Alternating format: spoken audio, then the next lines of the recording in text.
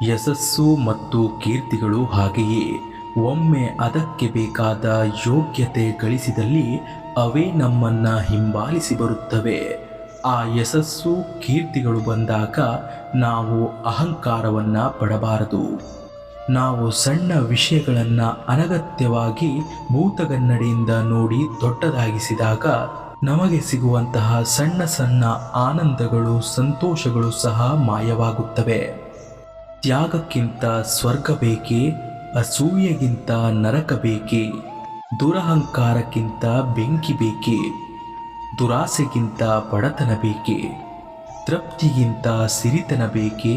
ಒಳ್ಳೆಯ ನಡತೆಗಿಂತ ಅಮೃತ ಬೇಕೇ? ಹಾಗೆ ಪರಮಾತ್ಮನಿಗಿಂತ ದೊಡ್ಡ ಸದ್ಗುರು ಬೇಕೇ?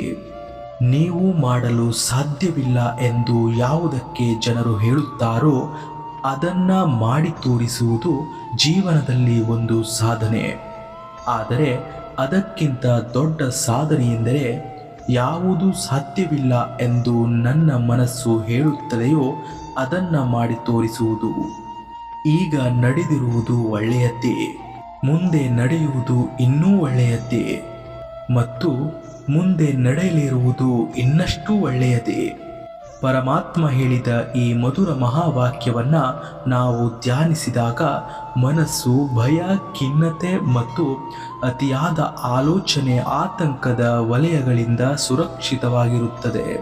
ನಿಮ್ಮ ಶ್ರೇಷ್ಠ ಮತ್ತು ಶುದ್ಧ ಸಂಕಲ್ಪಗಳು ಶಕ್ತಿಹೀನರಲ್ಲಿ ಶಕ್ತಿಯನ್ನು, ಗುಣಹೀನರಲ್ಲಿ ಗುಣವನ್ನು, ನಿರಾಶಾವಾದಿಗಳಲ್ಲಿ ಆಶಾವಾದವನ್ನು, ದುಃಖಿ ಅಶಾಂತರಲ್ಲಿ ಸುಖ ಶಾಂತಿಯನ್ನು ತುಂಬಬಲ್ಲವು.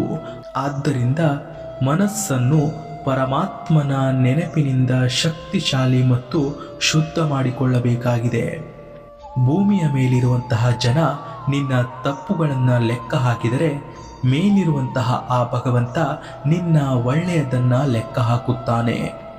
ಸುರಿದು ಹೋದ ಮಳೆ, ಸರಿದು ಹೋದ ವೇಳೆ ಮತ್ತೆ ಎಂದಿಗೂ ಸಿಗಲಾರದು.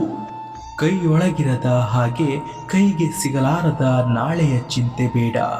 ಕಣ್ಣೆದುರುಗಿರುವ ಈ ಕ್ಷಣದಲ್ಲಿ ಬದುಕುವ ಸೊಗಸು ನಮ್ಮೊಳಗಿರಲಿ.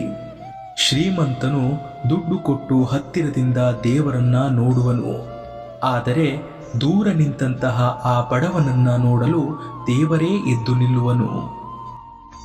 ಇದೇ ತರಹದ ಇನ್ನಷ್ಟು ಹೆಚ್ಚಿನ ಮೋಟಿವೇಶನಲ್ ವಿಡಿಯೋಗಳಿಗಾಗಿ ದಯವಿಟ್ಟು ನಮ್ಮ ಚಾನೆಲನ್ನು ಸಬ್ಸ್ಕ್ರೈಬ್ ಮಾಡಿಕೊಳ್ಳಿ.